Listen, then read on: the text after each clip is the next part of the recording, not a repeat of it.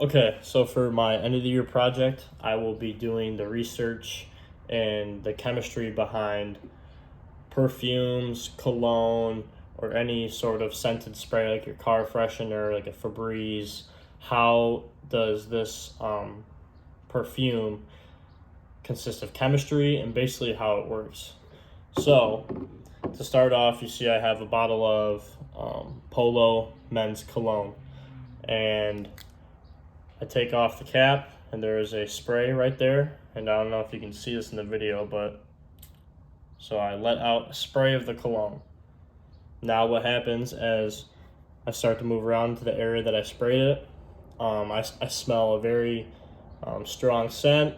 This is more of a sweet type of a men's cologne. It's like a sweeter version. It's not as heavy, not as dark.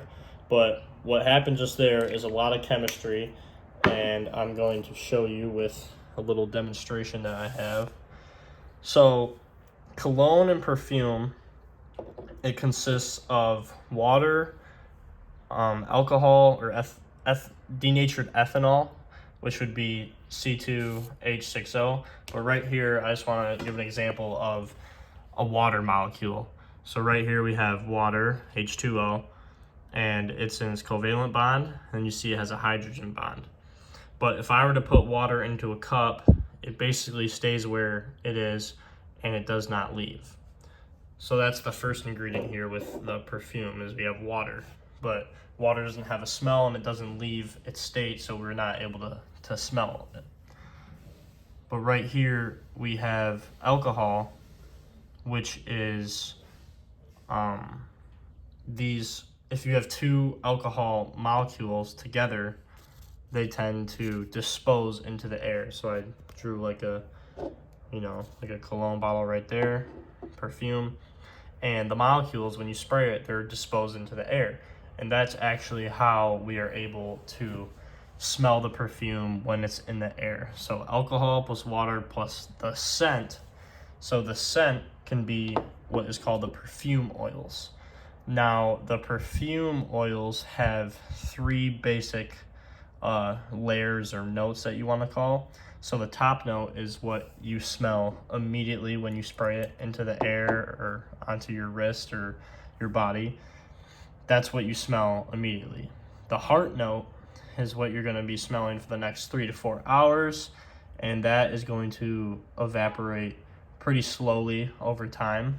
And then your base note. The base note is what pretty much sticks to the skin easily, and it can last up to 8 hours, 8 to 10 hours. That's what you're going to be smelling at the end of the day after a full day of work or whatever that you put your cologne on, perfume.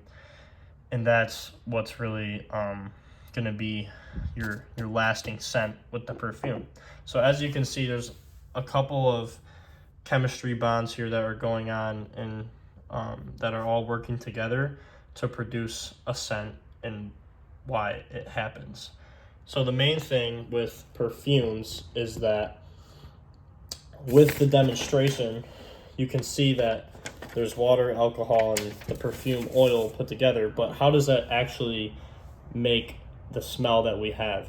Now we're going to be talking about the air. So we have a liquid, right? If you shake it, you can hear the liquid that's in here. But how does it actually get into the air, and how does it smell? Well, according to my 3 sources that I use, the first one being from Evolving Chemistry, the perfumes, fragrances of chemistry. So it actually says that in 1921, exactly 100 years ago, which was produced 3 years ago, the famous chemist Ernest Beau created the classic Chanel No. 5, which was the first perfume of the modern era combining natural and synthetic elements. Since then, chemistry has developed and made perfume industry more sustainable. So basically, what we have here is the production of a perfume that comprises the following components, which could be denatured ethanol, which is C2H6O, essence or the fragrance, the fixative, propylene glycol, which is C3H8O2, and distilled water, H2O. And then the fragrance, which actually is, if this smell is called sweet lavender or whatever you want to call it, ocean blue, That is the actual synthetic or natural scent that they can derive. And what they used to do was that they used to take, say you want an orange smelling, say you take a flower and you want that nice orange smell, they actually extract the orange from the flower, like they extract it and they put it together and they heat it up and then they make it into the fragrance of the perfume, and then that comes out when you spray it. And then so basically it's just a combination of fragrances that are distributed into the bottle, and then the scent is what actually sticks within the air molecules. And like I said in the demonstration here, when the cologne is sprayed, the molecules are disposed into the air. So that's what actually keeps it in the air smelling nice. And then moving forward, we have the perfume oil that can be broken down into two different types, which is synthetic oil or a fragrance taken from a specific source through methods such as headspace. And what headspace does is it directly vacuums the smell from the object and gets a print out of its chemical equation to recreate the smell. So basically what I said with the flower example, that you can extract it from the flower, you can actually receive its chemical equation, and then you will in then return be able to recreate that through headspace. So then they have three parts, like I said, the top note, heart note, and base note. So what happens when you spray it onto, let's say, my arm right here. So boom, I just sprayed perfume, cologne in my case, on my arm. So now it's gonna fade. I can smell it really strongly, but now as I spray it, right, I smell that immediate top note, which is the smell that you can immediately smell. But then for 3 to 4 hours, it's gonna be the heart note, which it's gonna stick to my skin. It's gonna evaporate slowly, and it's gonna smell very, very strong. And then throughout the rest of my day, for 8 hours, up to 10 hours, it'll be stuck on my skin, and then it'll have that scent. It'll keep it within my skin. And then basically, the reason why it sticks to your skin, this is according to my other source, the chemistry behind perfume, which they state that somebody's skin can alter whether or not it stays on them for a while. So if you have an individual that everybody has different chemistry, right?